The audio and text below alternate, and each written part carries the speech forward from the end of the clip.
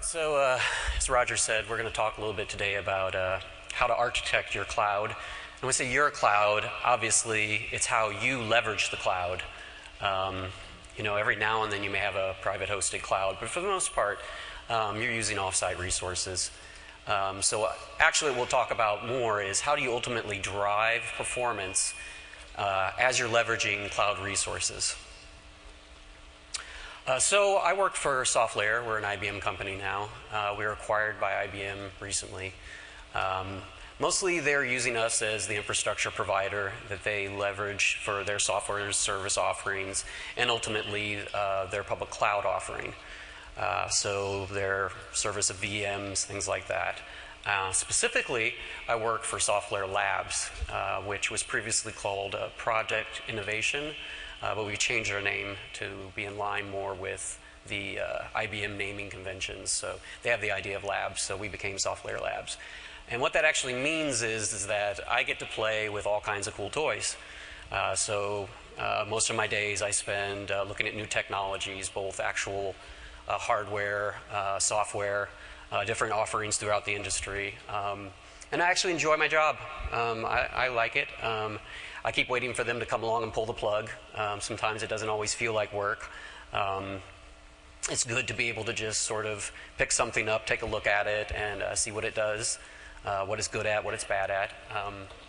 So I get a lot of exposure to a lot of new things, ecosystems, services, and platforms, kind of an idea of what's coming next.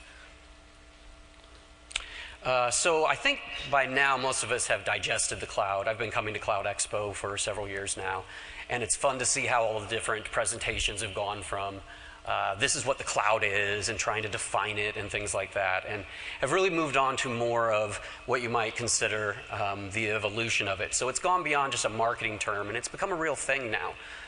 It's an actual deployment strategy, and it's a commodity that's fairly well known and we all understand now.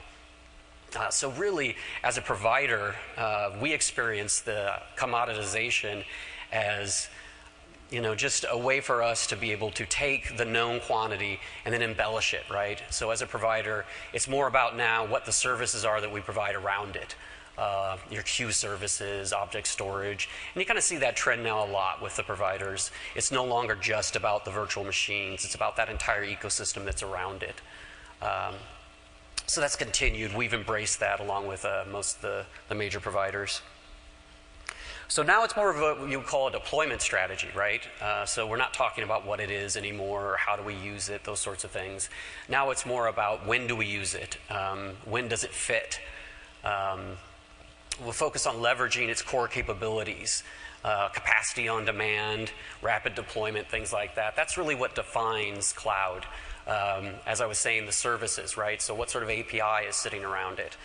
Those are really the key foundational parts of what a cloud is these days.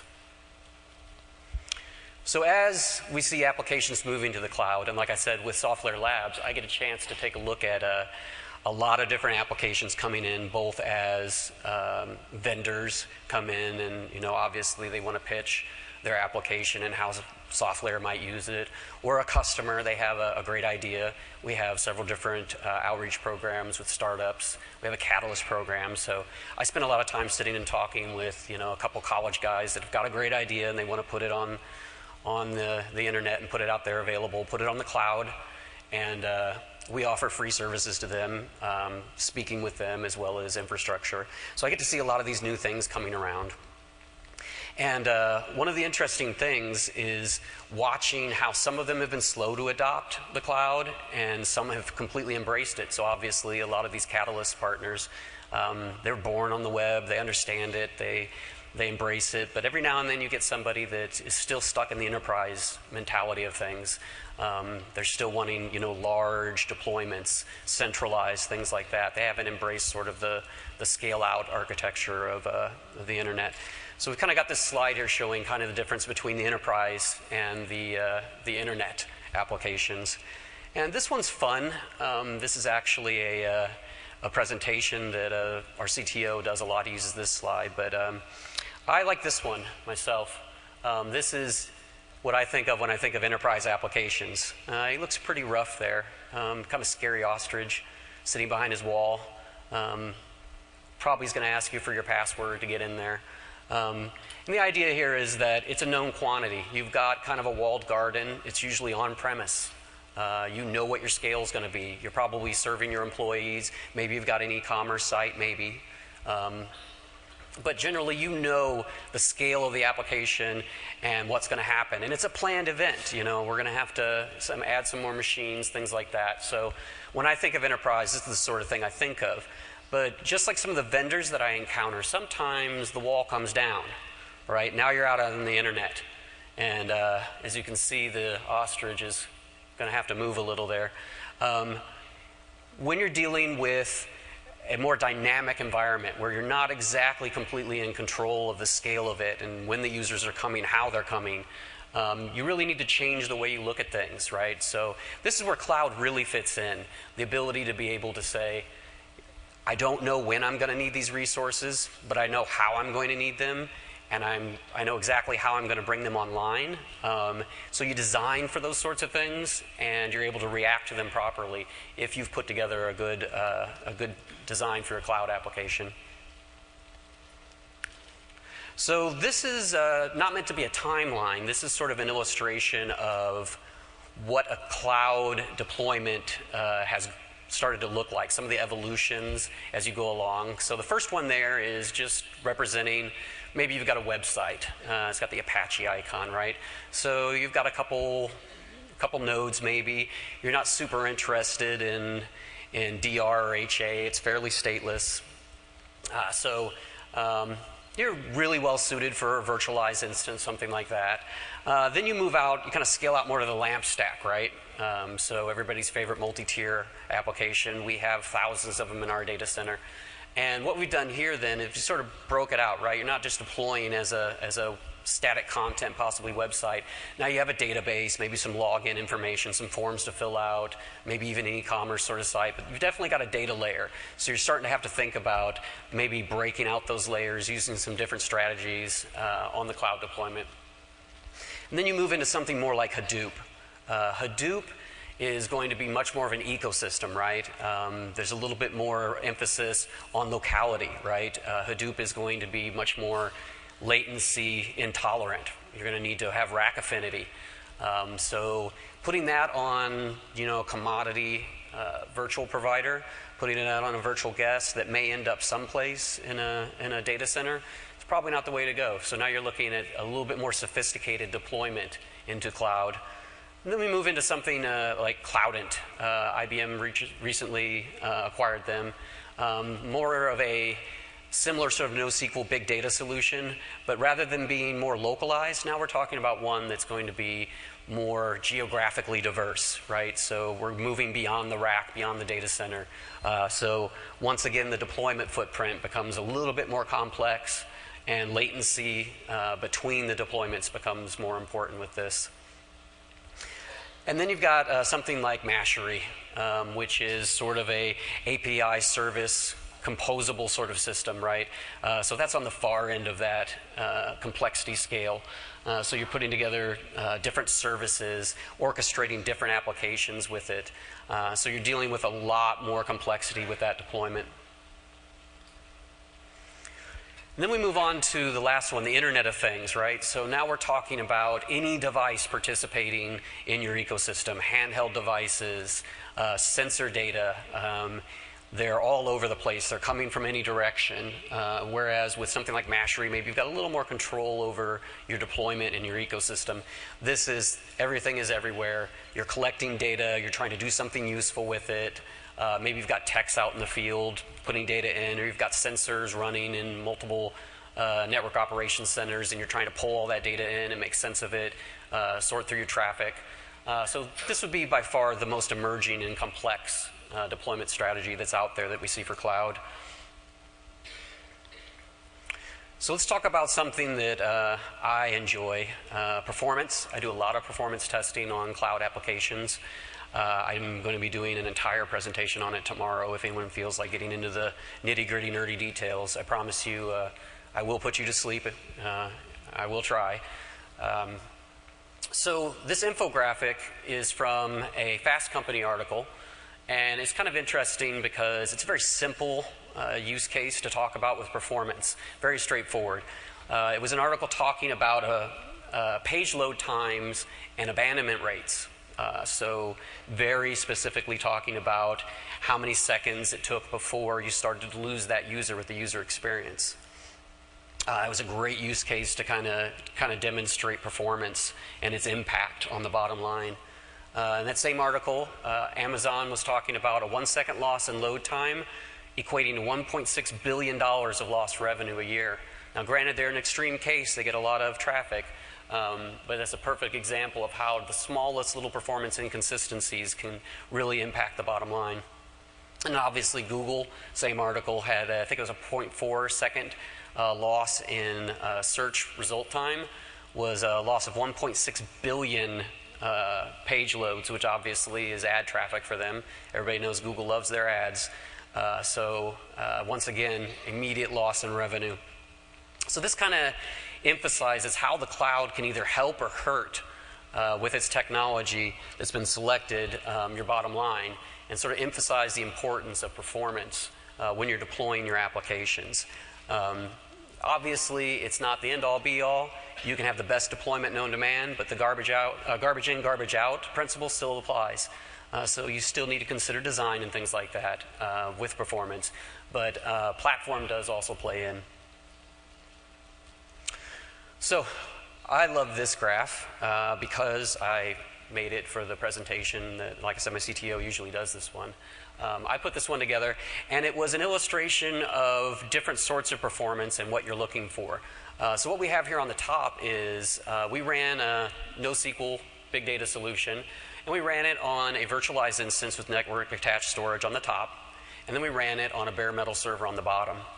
And what you can see there is, although the one on the top does enjoy some peaks of higher performance, it is completely inconsistent. There's no way to really tell what the average performance is, except for there happens to be a line kind of through the middle of that big swarm of bees that's flying along there.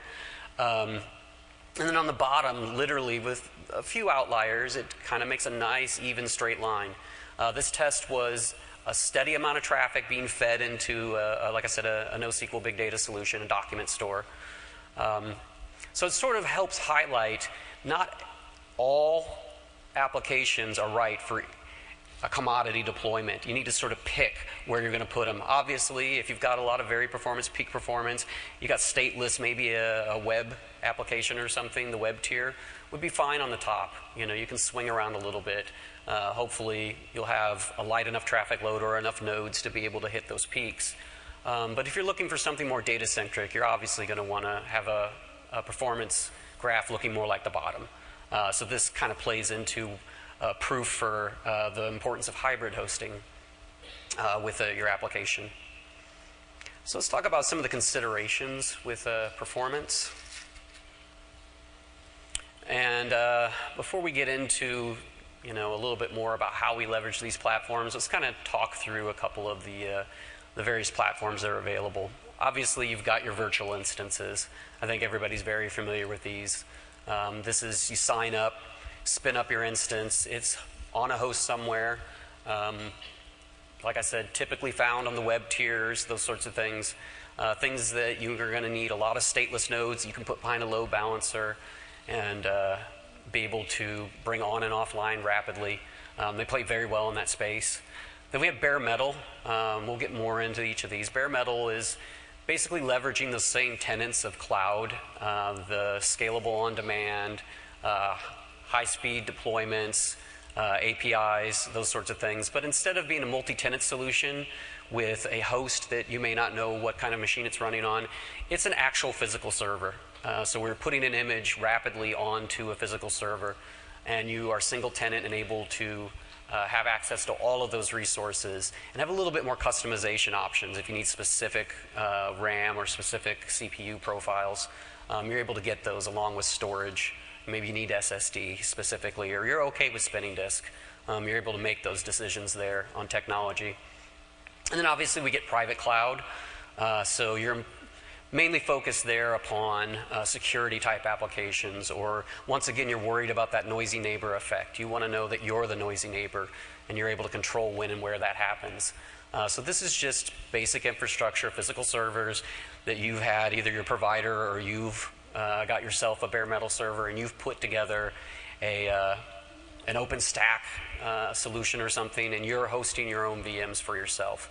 Like I said, typically this lends to security and control. And then obviously one of the other differentiators across all these platforms is the storage.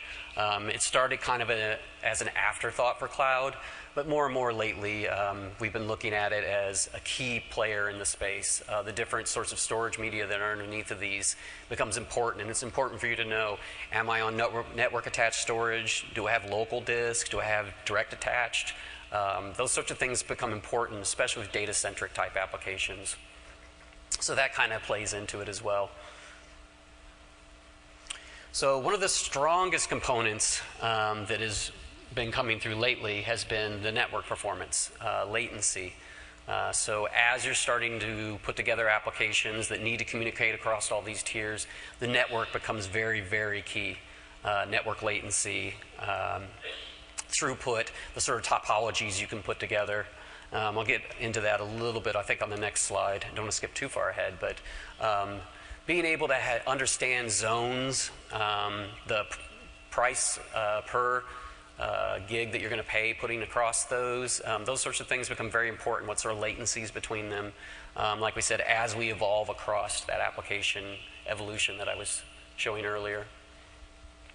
And what we have here is we're talking about like port speed as part of that as well. So not just the latency between the data centers, but the port speed itself. Maybe you have a solution that need Rocky RDMA across converged Ethernet or something. So the port speed becomes important as well, especially when you're doing replication, 3-layer architectures, things like that. This chart is actually showing, we have at SoftLayer, we do a 3-layer network architecture. We have our public side that we charge the traffic for. We have a private network, which is worldwide. We don't charge for that at all, the traffic on that. And we have a management one in case you get things so messed up you can't get to your server anymore. You can VPN and get to it. So those sorts of considerations are important to consider when you're dealing, like I said, on that far end, when you're trying to set up maybe an ecosystem or a larger scale application. The network does become very, very important. And I like this slide. I like to call it my birthday slide. Right after we were acquired by IBM, January 17th, which happens to be my birthday, I think it was a birthday present for me. They put $1.2 billion into our company specifically to improve our footprint with data centers and with the network, our network reach. So once again, as you're traveling across that, if you remember the evolution of the cloud applications, now we're talking about the Internet of Things, right? So you've got all of these points of interest with data being flowed into the network, and maybe you're pulling big data stats off of it, you've got sensors running, or maybe you've just got content that you're providing out to a global footprint. Being able to understand what the provider has as far as a global reach. Sure, you started in a single data center, but now you're needing to move out, you're wanting to cache things, you're wanting to leverage a CDN network. The reach of the network becomes very, very important. Also, I like this slide because it goes through and actually shows some of the options to increase the availability to end users at a budget.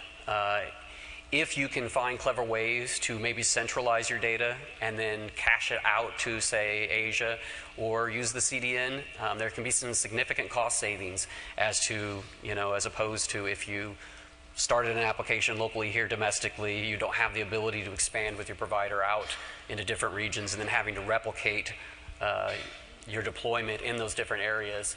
It can be a real mess to manage, and it's not very price performant as well. So then let's talk a little bit about a product we call Direct Link, but really all that we're talking about is the ability to sort of do a hybrid cloud. Let's say you've started with an application that you have hosted locally, and you're wanting to maybe burst into the cloud, something like that, or you've got a big data application that you have locally and you want to move it off premise. It's very important when you're looking to move to the cloud that you find a good solution to be able to move off of your local installation onto onboard onto the cloud provider. So this is just simply, you know, a way to get across the internet with some sort of guaranteed speed, a dedicated pipe of some kind between your site and your cloud provider. This is, like I said, great if you want to burst into the cloud, or if you simply just want to set up a replicated instance locally and then set up some other instances on the cloud. Great way to migrate onto the cloud. You can replicate onto it then and shut off your local instances and switch completely over to your cloud instances. Very handy for that. This was a product actually that we just came out with this year that I was killing to have out there. Every time I came to a conference, you know, we had a lot of things we could do before, but now that we have a standardized product, it's a lot easier. And if you can look for that with providers, it will make moving onto the cloud or bursting an easier experience, much more pleasant for you. Scaling.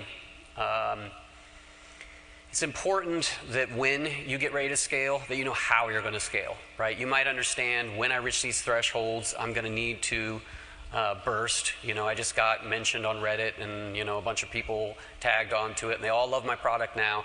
I've got this mass of people coming, right? You've got this huge influx of traffic. How do you react, right? Are you going to sit there and push the button on the UI? Is that what we're dealing with? Or do you have monitoring? Have you put the monitoring in place to be able to detect these situations? It's 3 in the morning, you're sound asleep, your application just went big.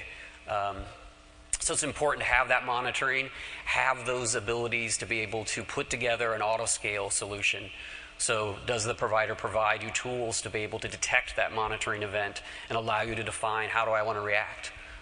You know, I just went dark on the West Coast. What's going on? You know, I don't have any connectivity there. Oh, my provider's down. Okay, don't ask for more instances there. Ask for some in the central zone, those sorts of things. So there's a whole host of products out there that do this, as well as providers. So it's very important to be able to understand how you scale, how you do it rapidly, and how you monitor to be able to know when you're going to scale. And hopefully your provider can give these tools to you so you don't have to develop them yourselves. Let's talk a little bit about bare metal. This was an excellent product that I really feel like SoftLayer embraced from the start. And when we're talking about this one, we're talking about, like I said, just physical servers. So one of the things that we embraced at SoftLayer early on was automation. And I had some really excellent conversations at a Cloud Expo maybe 2 years ago with some IEEE people. And it was mostly just a friendly debate about, is bare metal actually cloud? And the argument kind of came around, well, there's no hypervisor with bare metal. And does that mean it still is cloud? And I had argued that if you can rapidly deploy it and you can scale it, and you have an API that's the same backplane API that we use for our virtual servers, so you're not making a different sort of API call, you're still just asking to create a new instance, and you get it online very rapidly, it has images, it's repeatable, that means it's cloud. And I think the rest of the industry's finally caught up to that idea and is really now embracing the idea of bare metal as a true member of the cloud ecosystem. It's much better for data applications, and a lot of other people now are kind of jumping onto the bandwagon, right? So if you're wanting to run your database, OpenStack has come out with a new part of their application solution. Now they have the Ironic project, which once again, we're still talking about just rapid provisioning, same API as they're using for the regular OpenStack, same sorts of calls, look and feel.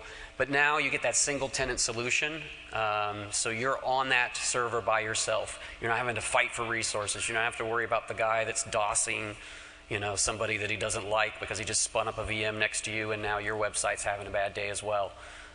Those sorts of things aren't going on anymore. You've got that actual physical server that's yours known commodity, you know what its resources are, and it's built to your specification for your application. Like I said, typically when I see these, it's a big data application, a database, something where IOPS and network throughput are really, really important, and you don't want to be sharing those resources with someone else. That's key to the success of those type of applications. So you'll find this in a hybrid solution on the back end. Like I said, a lot of times it'll start as a premise deployed application. You've got a database, you're bursting up into the cloud, you've got your web tier in the cloud. Maybe you can roll it into the cloud then using bare metal to move it all into one centralized location. Also, Ubuntu with Juju, they have joined in as well. So now they have Metal as a service. There was an excellent IBM interaction with them, with joining with Ubuntu to put a lot of their products on Juju as well. So in addition to like your x86 or maybe your graphic GPU-based applications, IBM worked with Ubuntu to put out their power-based applications, things like that. So they have those platforms on Juju as well now, Metal as a service. So like I said, I think we're going to continue to see more and more players in the space start to move into the bare metal area and join in. So let's talk a little bit about design considerations. So we have several different kinds of applications that you'll find. Obviously, you've got app and web, which is mostly about metrics. You know, how many users do I have? What's going on? You know, what's the traffic footprint look like? Gaming, they're way more interested in where are you spending your money? Where are you spending your time? What happened when you quit? Why did you quit playing my game? Lots of metrics gathering there. Financial, computer modeling, predictions, trend analysis, those sorts of things, looking at what's going to be the next big thing to hit.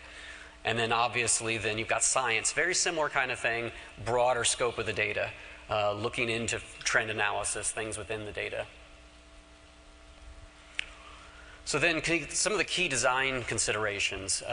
What makes scalability hard? Why is it difficult to pull this off? It's a design consideration. It's not something that you just throw more CPUs at or more storage. You really have to embrace the idea of, does my language, does my architecture actually allow me to be able to scale? You can't just take any application and throw iron at it.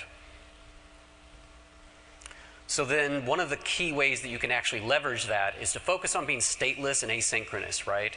If you kind of hold on to your state, well, then you have to replicate that state, and it makes scaling very difficult. If you're stateless and you just need to spin up a new node and it takes some small key piece of information and is able to recreate the state it needs to be able to work, that's great. Works extremely well. Being asynchronous, right? So you don't want to have a bunch of people waiting on a resource. Causes a bottleneck, causes a backup. You're not going to be able to scale well with that. Being able to hand off information and be able to have it asynchronous through reply is very key to that performance. And then as far as if you do get into asynchronous behavior, eliminating choke points, finding places where there are I/O bottlenecks, areas where your application is slowing down. Maybe if you can make those asynchronous to be able to free them up, free those resources up. Obviously, if there's some architecture or design flaws, get in there, being able to have the sensors and telemetry to understand how to remedy those situations. And then, of course, to expect failure. One of the big things about cloud, I love to talk about Netflix with this, expect nodes to fail, have a strategy, be able to recover from them. Very, very key to being able to architect an application that's going to play well on the cloud. Just try calling your cloud provider and say, hey, my instance went down. Typically their answer is, we'll spin up another one, or we'll bring it back up again. Very different than enterprise. You're expecting failure on the cloud. You should embrace it and be able to recover rapidly from it. So let's talk about a couple different architectures. Really quick, this is more of the web type architecture. So when we look at this, you've got sort of that web tier behind the load balancer. That's probably your virtual machines. You've got a caching layer beneath there, still probably virtual, just regular guest commodity cloud instances. Sitting behind it, you've got a database, most likely probably bare metal. And then you can see that ecosystem start to play into there. You've got some extra compute, object storage, CDN, queue. These are those services that providers are starting to provide. And then let's talk about some more of a tricky one, gaming. I have a lot of friends in the gaming industry, and they're just now starting to embrace a lot of the cloud technologies. So you're looking at state replication here, understanding the metrics about it. How do I mine those metrics to generate more revenue? You know, how do I keep people playing my game? Those are all very, very important there. Being fed into a big data application for analytics. This is a very common architecture for that we see for a gaming platform. So lastly, we'll talk about the future is now. So let's talk about some things that are coming up, some things that I see that we have coming through our labs that we're enjoying playing with.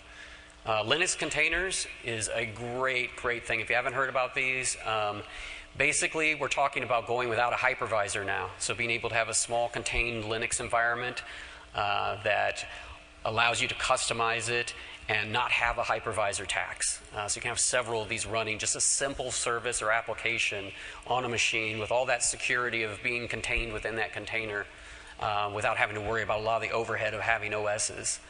And this is kind of talking to that. So if you look at some of the hypervisors that you had here previously, so you had a couple different type of deployments. Maybe you had just the hypervisor on the bare metal. Maybe you had an OS in between. But then when you look at the containers, you're sitting right on top of that operating system. It's part of the kernel. You're getting all that raw performance while still getting that containerization.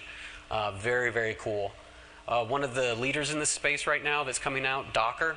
If you haven't heard about Docker yet, it's an excellent container tool. They just went 1.0. It's the ability to be able to take that container and then move it from development to test to production. We have a presentation there, real quick link to that where you can go get more information. IBM did some joint presentations at DockerCon if you want to get more information about that. I would expect to see a lot of providers being able to provide you a container and moving into the container space as time moves on. So look forward to that. So every presentation needs a summary.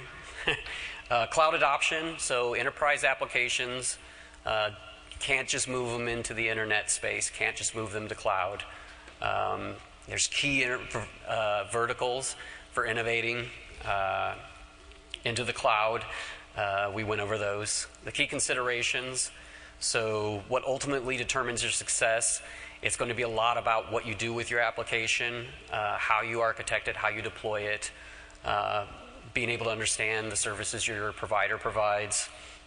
And then the actual architectures themselves, we went through a couple of those. Being able to leverage stateless wherever possible, asynchronicity. And if you do have data-hungry applications, leveraging bare metal or hybrid deployments. And then obviously, the cloud is still evolving. We have things like containers coming around. So those are going to be an emerging technology that might provide some performance enhancements. Verdict is still out on that, so we'll see how it pans out. So thank you very much. Some contact information here. If you have any questions, I'll be at the SoftLayer booth throughout this entire conference, and then also my email address there. So thank you.